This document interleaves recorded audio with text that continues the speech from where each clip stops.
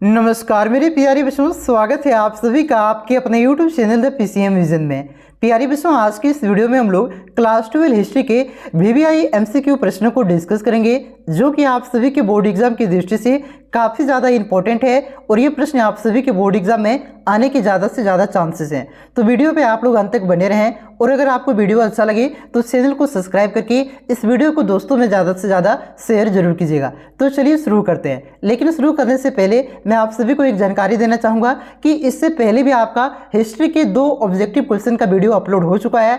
अगर आपने उस वीडियो को नहीं देखा है तो उस वीडियो को भी आप लोग जरूर देखिएगा, क्योंकि उसमें भी आपका काफ़ी VVI क्वेश्चन को यहाँ पे डिस्कस किया गया है। तो चैनल पे विजिट करके आप लोग उस वीडियो को भी जरूर देखिएगा। इसके बाद आपका हम लोग सब्जेक्टिव क्वेश्चन की वीडियो को भी लाएंगे। देखिए, एक्चुअल में आज ही मैं आपका सब्जेक्टिव क्वेश्चन की वीडियो को लाने वाला था, लेकिन किसी कारणवश आपका जो सब्जेक्टिव क्वेश्चन है इसका टाइपिंग पूरा नहीं हो पाया है। तो 1 से 2 दिन में आपका सब्जेक्टिव क्वेश्चन के भी वीडियो को मैं लाऊंगा। तो चैनल पे नए हैं तो चैनल को सब्सक्राइब आप लोग जरूर कीजिएगा, ठीक है। तो चलिए अब हम लोग शुरू करते हैं। तो देखिए, पहला क्वेश्चन है कि लोथल की खोज किसने की। तो लोथल का खोज आपका SR राव ने किया था। ऑप्शन नंबर डी इसका करेक्ट आंसर होगा। और कब किया था तो इसे भी आप लोग ध्यान रखिएगा। 1954 में लोथल का खोज SR राव ने किया था और 1955 में इसका क्या हुआ था, खुदाई शुरू हुआ था, उत्खनन शुरू हुआ था। इसे भी आप लोग ध्यान रखिएगा। इससे रिलेटेड एक और पॉइंट आप लोग ध्यान रखिएगा कि जो लोथल शब्द है ये गुजराती भाषा का एक शब्द है, जिसका अर्थ क्या होता है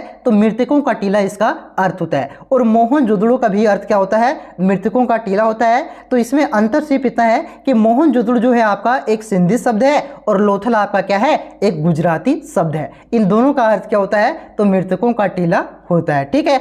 चलिए आते हैं अगले क्वेश्चन की ओर। बाकी बात जो आपका लोथल के बारे में है कि ये सिंधु घाटी सभ्यता का एक बंदरगाह था, ये कौन सी नदी के किनारे स्थित है, यहाँ से क्या क्या मिला हुआ है, ये सारा मैंने पिछला वीडियो में डिस्कस किया हुआ है। जो पॉइंट मैंने पिछला वीडियो में डिस्कस किया हुआ है वो पॉइंट को यहाँ पे मैं नहीं दोहराऊंगा, क्योंकि वीडियो आपका लंबा हो जाएगा। अगर आप लोगों में से कोई भी पिछला वीडियो को नहीं देखा है तो चैनल पे विजिट करके आप लोग देख सकते हैं, तो मैं नीचे लिंक डिस्क्रिप्शन में दे दूंगा, ठीक है। चलिए आते हैं अगले क्वेश्चन की ओर। अगला क्वेश्चन है कि पुरोहित राजा का अवशेष किस नगर से प्राप्त हुआ है। तो जो आपका पुरोहित राजा का अवशेष है बच्चों, ये आपका मोहनजोदड़ो से प्राप्त हुआ है।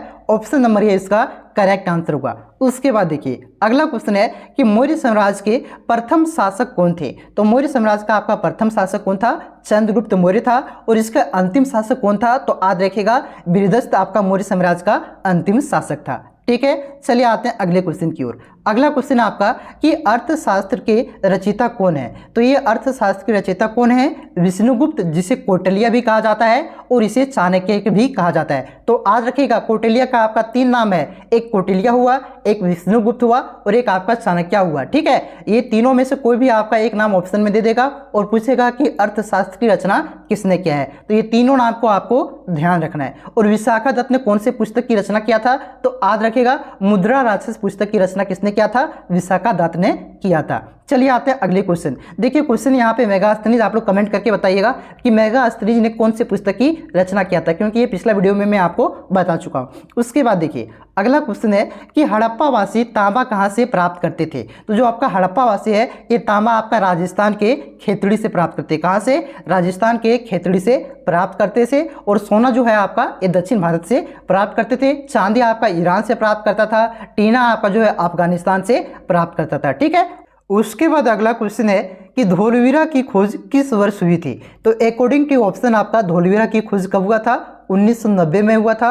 और इसकी खोज किसने किया था तो याद रखिएगा, जेपी जोशी ने। किसने, जेपी जोशी ने आपका धोलावीरा का खोज किया था। और ये सिंधु घाटी सभ्यता का एक सबसे बड़ा स्थल था, ठीक है। देखिए अगर पूछे कि इसका उत्खनन किसने किया था तो याद रखिएगा, रविंद्र सिंह बिष्ट ने। किसने, रविंद्र सिंह बिष्ट ने इसका उत्खनन किया था, खुदाई किया था। और जेपी जोशी ने इसका खोज किया था, इसे ध्यान रखिएगा। उसके बाद देखिए अगला क्वेश्चन है कि सिंधु घाटी सभ्यता में सोना किस स्थान से मिलता था। अभी कुछ देर पहले मैंने आप सभी को बताया कि जो सिंधु घाटी सभ्यता के लोग हैं इससे सोना दक्षिण भारत से मिलता था, ठीक है। तो ऑप्शन नंबर डी इसका करेक्ट आंसर होगा।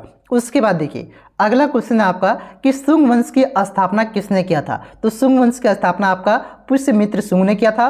ऑप्शन नंबर सी इसका करेक्ट आंसर होगा। देखिए जो आपका ये मौर्य वंश के अंतिम शासक कौन थे, बृहदस्थ था ना। तो बृहदस्थ की हत्या करके ही पुष्यमित्र शुंग ने शुंग वंश की स्थापना किया था। तो इस क्वेश्चन का right answer option number C हो जाएगा। उसके बाद देखिए अगला क्वेश्चन है कि भारत के प्राचीनतम मुद्रा को किस नाम से जाना जाता है। तो जो भारत के प्राचीनतम मुद्रा है उसे आहत सिक्के के नाम से जाना जाता है और इसी का दूसरा नाम क्या है, पंचमार्ग सिक्के। तो इस क्वेश्चन का राइट आंसर ये दोनों हो जाएगा, यानी कि ऑप्शन नंबर सी दोनों हो जाएगा। उसके बाद देखिए अगला क्वेश्चन है आपका कि बुद्ध चरित्र के लेखक निम्न में से कौन है। तो बुद्ध चरित्र के लेखक कौन है, आपका अशोक घोष आपका बुद्ध चरित्र के लेखक है। बाकी बात विशाखा दत्त ने क्या लिखा था, मैंने आपको बताया कि मुद्रा राक्षस पुस्तक के लेखक कौन है, तो विशाखा दत्त है। और जो आपका बुद्ध चरित्र है इसके लेखक कौन है, तो अशोक घोष से ध्यान रखेगा।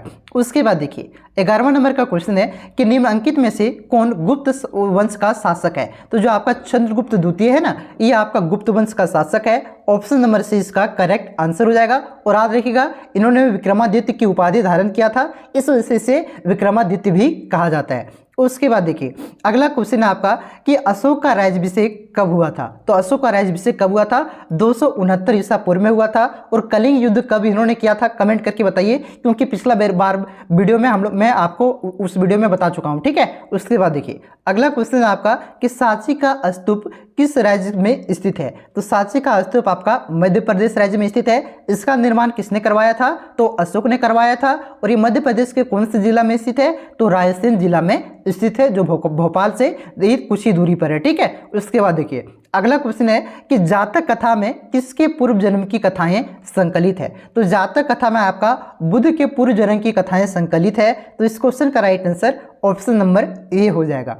उसके बाद देखिए अगला क्वेश्चन आपका कि जैन धर्म में पूर्ण ज्ञान के लिए एक क्या शब्द है। तो जो आपका जैन धर्म में बच्चों अगर पूर्ण ज्ञान की प्राप्ति किसी को हो जाती है तो उसे क्या कहा जाता है, केवलीय कहा जाता है। पूर्ण ज्ञान के लिए केवलीय शब्द प्रयोग किया गया है, ठीक है। तो ऑप्शन नंबर सी इसका करेक्ट आंसर हो जाएगा। उसके बाद देखिए अगला क्वेश्चन है कि महावीर के बचपन का नाम क्या था। तो महावीर का बचपन का नाम आपका वर्धमान था। और महावीर स्वामी आपका जैन धर्म के 24वें तीर्थकार थे। उसके बाद देखिए अगला क्वेश्चन है कि महावीर का जन्म किस महाजनपद में हुआ था। तो महावीर का जो जन्म है ये वज्जी महाजनपद में हुआ था।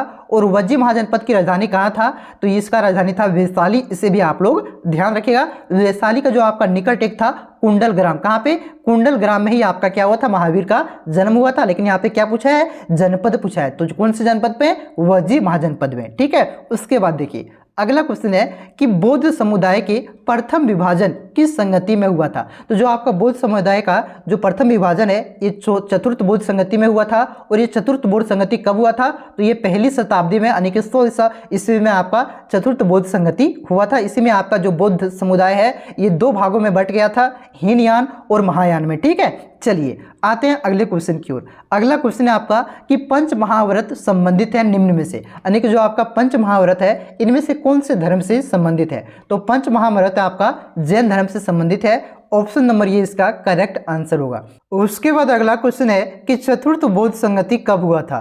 तो अभी कुछ देर पहले भी ने आप सभी को बताया कि जो चतुर्थ बौद्ध संगति है इसमें क्या हुआ था, आपका बौद्ध समुदाय 2 भागों में बट गया था, हीनयान और महायान। और ये कब हुआ था, तो ये पहली शताब्दी में हुआ था, यानी कि 100 ईस्वी में हुआ था, ठीक है। तो इस क्वेश्चन का right answer option number A हो जाएगा।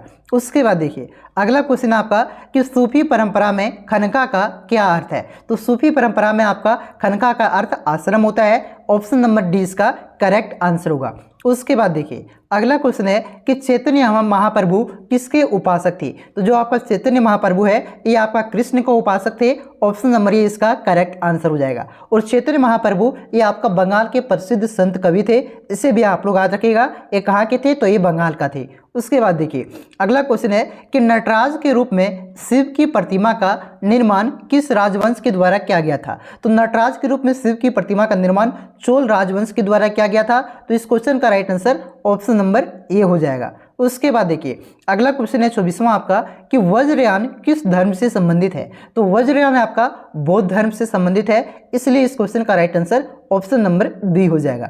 उसके बाद देखिए अगला क्वेश्चन है कि जगन्नाथ मंदिर कहाँ पर स्थित है। तो जो आपका जगन्नाथ मंदिर है यानी कि ठाकुर महाराज का मंदिर, ये आपका ये पुरी में स्थित है। और पुरी कहाँ पे है, तो याद रखेगा उड़ीसा में, ठीक है। तो इस क्वेश्चन का right answer option number A हो जाएगा। उसके बाद देखिए अगला क्वेश्चन है आपका कि मगहर में किसकी मृत्यु स्थान माना जाता है। तो जो आपका मगहर है एक कबीर का मृत्यु स्थान माना जाता है, इसलिए इस क्वेश्चन का right answer option number A हो जाएगा। चलिए आते हैं अगले क्वेश्चन की ओर। अगला क्वेश्चन है कि किस काल में प्रशासन में अयनगार व्यवस्था प्रचलित थी। तो ये देखिए अयनगार व्यवस्था क्या है, ये आपका सब्जेक्टिव मॉडल पेपर में एक क्वेश्चन भी था। तो आप लोग कमेंट करके बताएंगे कि किस काल में प्रशासन में आपका अयनगार व्यवस्था प्रचलित था, कमेंट करके बताइएगा, ठीक है। नहीं तो वीडियो के अगर जानते तो वीडियो को यहीं पे रोकिए और कमेंट करके बताइए, नहीं तो वीडियो के अंत तक मैं आपको बताता हूँ, ठीक, क्योंकि ये आपका सब्जेक्टिव मॉडल पेपर में था कि अयनगार व्यवस्था क्या है। चलिए आते हैं अगले क्वेश्चन की ओर।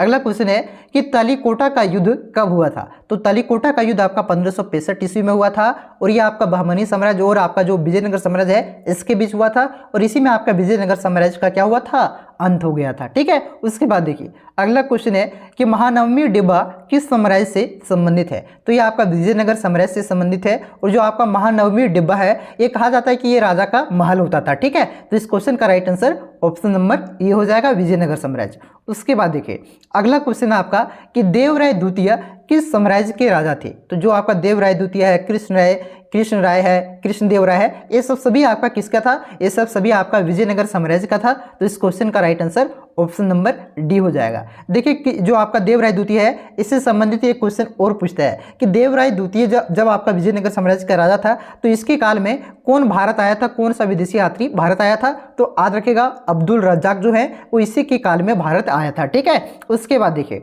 अगला क्वेश्चन है कि गोपुरम क्या है। ये भी क्वेश्चन आपका जो सब्जेक्टिव मॉडल पेपर था उसमें था। तो गोपुरम क्या है, मंदिर के चार दीवारी मुख्य द्वार को क्या कहा जाता है, उसी को कहा जाता है गोपुरम, ठीक है। उसके तो इस क्वेश्चन का राइट आंसर ऑप्शन नंबर 1 हो जाएगा। उसके बाद देखिए अगला क्वेश्चन है आपका कि अकबर के दरबारी इतिहासकार कौन थे। तो जो आपका अबुल फजल है ये अकबर का दरबारी इतिहासकार था, इसलिए इस क्वेश्चन का right answer option number C हो जाएगा। अकबर के दरबार में आपका 9 रत्न रहता था, उसमें जो आपका ये है ये अबुल फजल ये भी आपका शामिल था, ठीक है। और इन्होंने ही अकबर के जीवनी पर जो आपका लिखा गया है आईने अकबरी, तो कह सकते हैं अकबरनामा, इन्होंने ही लिखा है, इससे ध्यान रखिएगा। चलिए आते हैं अगले क्वेश्चन की ओर। अगला क्वेश्चन है कि इसमें से कौन सा फसल मूलतः भारत का नहीं है। तो जो आपका मक्का है ये मेक्सिको का है, आलू शायद आपका कहाँ का है, थोड़ा याद नहीं आ रहा शायद ये, ठीक है। टमाटर भी आपका मेक्सिको का है और ये सभी जो फसल है आपका ये भारत का नहीं है, ठीक है। तो इस क्वेश्चन का right answer option number D हो जाएगा, ठीक है। चलिए आते हैं अगले क्वेश्चन की ओर। अगला क्वेश्चन है कि फतेहपुर सिकरी को राजधानी किसने बनाया। तो जो अकबर था इन्होंने ही आपका फतेहपुर सिकरी को राजधानी बनाया था और यहीं पे आपका क्या किया था, बुलंद दरवाजा का निर्माण करवाया था गुजरात विजय के उपलक्ष्य में, ठीक है। तो इस क्वेश्चन का right answer option number B हो जाएगा। चलिए आते हैं अगले क्वेश्चन की ओर। अगला क्वेश्चन है कि पानीपत का दूसरा युद्ध कब लड़ा गया था। तो जो आपका पानीपत का दूसरा युद्ध है ये 1556 में लड़ा गया था और ये किसके किसके बीच लड़ा गया था, तो अकबर और हेमू के बीच लड़ा गया था, ठीक है। तो इस क्वेश्चन का right answer option number B हो जाएगा। पानीपत का पहला युद्ध, पानीपत का दूसरा युद्ध और तीसरा युद्ध और जो आपका है ये तालीकोटा का युद्ध, जितने भी युद्ध है आपका जो प्रीवियस ईयर का क्वेश्चन था उसमें सारा मैंने डिटेल से बताया हुआ है। आप लोग प्रीवियस ईयर को जरूर देखिएगा, कुछ देखना है चाहे नहीं देखना है प्रीवियस ईयर को आप लोग जरूर देखिएगा, ठीक है। और जितना भी सब्जेक्टिव क्वेश्चन मैं लाऊंगा ना सारा आपका प्रीवियस ईयर है उसे भी आप लोग जरूर देखिएगा। चलिए आते हैं अगले क्वेश्चन की ओर। अगला क्वेश्चन है कि मीर सैयद अली और अब्दुल समद जो प्रसिद्ध चित्रकार थे ये मुगल दरबार में किस शासक ने लाया था। तो ये किसने लाया था, ये हुमायूं ने लाया था और हुमायूं के दरबार में ही ये सब जो आपका प्रसिद्ध चित्रकार है मीर सैयद अली और अब्दुल समद ये सब आपका जो हुमायूं के दरबार में ही था और ये प्रसिद्ध चित्रकार थे, ठीक है। तो इस क्वेश्चन का right answer option number D हो जाएगा। चलिए आते हैं अगले क्वेश्चन की ओर। अगला क्वेश्चन है कि जहांगीरनामा के लेखक कौन थे। तो जहांगीरनामा खुद आपका जहांगीर ने ही लिखा था, तो इस क्वेश्चन का right answer option number D हो जाएगा। अकबरनामा किसने लिखा था, तो अबुल फजल ने लिखा था। बाबरनामा किसने लिखा था, तो खुद बाबर ने लिखा था। और हुमायूंनामा किसने लिखा था, तो गुलबदन बेगम ने आपका हुमायूंनामा लिखा था, इसे ध्यान रखिएगा। उसके बाद देखिए अगला क्वेश्चन है आपका कि अकबर ने मजहर की घोषणा कब की। तो अकबर ने मजहर की घोषणा कब किया था, कमेंट करके आप लोग बताइए, ठीक है। छोड़िए हर क्वेश्चन कमेंट करके नहीं बता सकेंगे आप लोग। तो इस क्वेश्चन का right answer option number D हो जाएगा। 1582 में अकबर ने आपका मजहर की घोषणा किया था, ठीक है। उसके बाद देखिए अगला क्वेश्चन है आपका कि ताजमहल का निर्माण किसने करवाया था। तो ताजमहल का निर्माण आपका शाहजहां ने करवाया था, ऑप्शन नंबर सी इसका करेक्ट आंसर हो जाएगा। और ये ताजमहल का निर्माण किसके याद में करवाया था, तुम लोग भी ऐसा कुछ नहीं करना, ताजमहल नहीं बना पाओगे लेकिन उसके याद में अभी मत रहना। अगर उसके याद में अभी रहेगा तो एग्जाम तुम्हारा गया, समझा रहा है ना, एग्जाम में अच्छा नंबर नहीं ले पाएगा। उसके याद में अभी छोड़ दो, व्हाट्सअप फेसबुक सब बंद कर दो और बोलो 1 महीना अभी कुछ नहीं सुनेंगे हम, 1 महीना पढ़ेंगे नहीं तो नौकरी कैसे लगेगा, काम कैसे करेंगे, जॉब कैसे लेंगे, और जॉब नहीं लगेगा तुमको खिलाएंगे कैसे बढ़िया से, ठीक है। तो ये सब तुम लोग अभी बोल के रख दो और सारा व्हाट्सअप फेसबुक सारा बंद कर दो, ठीक है। चलिए अगले क्वेश्चन पे आते हैं कि जजिया प्रथा को किसने समाप्त किया। तो जजिया प्रथा को आपका ये अकबर ने समाप्त किया था। और कब किया था? तो 1564 ईस्वी में किया था। ठीक है, तो इस क्वेश्चन का right answer option number A हो जाएगा। देखिए अकबर ने क्या किया था, जजिया कर को 1564 में समाप्त किया था। उसके बाद फिर क्या हुआ, इन्होंने 1575 में फिर जजिया कर को लगा दिया था। उसके बाद फिर क्या हुआ, फिर इन्होंने 1579 में, कब 1500 यहाँ पे मैं लिख देता हूँ, 1579 में फिर इन्होंने क्या किया, जजिया कर लगा समाप्त कर दिया था। तो पहली बार 1564 में इन्होंने समाप्त किया। फिर इसके मन में क्या आया पता नहीं, फिर 1575 में लगाया। फिर इसके मन में क्या आया पता नहीं, कुछ आया होगा। नवरत्न इसके दरबार में रहते थे तो इसको बुद्धि देने वाला ही तो अनपढ़ था अकबर ना। ठीक है, तो ये 1579 में आपका फिर से इन्होंने समाप्त किया था। ठीक है, तो 1564 ही जनरली ऑप्शन में आपका रहेगा कि जजिया कर अकबर ने कब हटाया था, तो 1564 में। ठीक है, 1579 आपका ऑप्शन में नहीं रहने वाला है। ठीक है, तो इस क्वेश्चन का राइट आंसर अकबर हो जाएगा, ऑप्शन नंबर ए। तो यहाँ पे टोटल 40 क्वेश्चन को मैंने आप सभी को करवाया। एक क्वेश्चन आपके बोर्ड एग्जाम की दृष्टि से काफ़ी ज़्यादा भी आई था, और भी क्वेश्चन मैं आपको लेकर के आऊँगा। लेकिन अब मैं प्रयास करूँगा, देखिए टाइपिंग हो जाता है 1-2 दिन में तो ठीक है, नहीं तो 1-3 दिन में तो फिक्स टाइपिंग हो जाएगा। कि क्या हो गया पता नहीं, जो टाइपिस्ट था उन्होंने टाइपिंग नहीं किया। ठीक है, तो हो सकता है बीच में 1-2 और ऑब्जेक्टिव क्वेश्चन का वीडियो आ जाए। ठीक है, क्योंकि आपका क्लास में रुकने नहीं दूंगा, क्लास आपका रेगुलर किसी ना किसी सब्जेक्ट का ऑब्जेक्टिव सब्जेक्टिव सारा आपका मैं अपलोड करते जाऊँगा। तो उसे आप लोग रेगुलर देख करके ही खत्म कीजिए, नहीं तो बाद में आपका बोझ बन जाएगा और बाद में आप लोग एक साथ नहीं पढ़ पाइएगा। ये दिमाग में मत लाइए कि हाँ आपकी वीडियो डाल दी है सर, हम डाउनलोड करके रख लेते हैं ना, बाद में पढ़ लेंगे। तो डाउनलोड किया हुआ डाउनलोडे रह जाता है। जैसे मैं अपलोड कर रहा हूं वैसे आप लोग वीडियो को देख करके खत्म कीजिए, नहीं तो बाद में आप ही को पछताना पड़ सकता है। ठीक है, तो इस क्वेश्चन को यहाँ पे VVI क्वेश्चन को मैंने करवाया। अब आगे आपका कौन सा सब्जेक्ट का चाहिए वो कमेंट करके आप लोग बताइए, नहीं तो मैं अपने मन से ही तो आपका हिस्ट्री, जियोग्राफी, पॉलिटिकल इसी तरह किसी किसी के लेकर के आऊंगा। देखेंगे जिसका ज़्यादा डिमांड रहता है वो सब्जेक्ट लेकर के आएंगे। ठीक है, चलिए मिलते हैं नेक्स्ट वीडियो में, तब तक के लिए जय हिंद, जय भारत, जोहार झारखंड।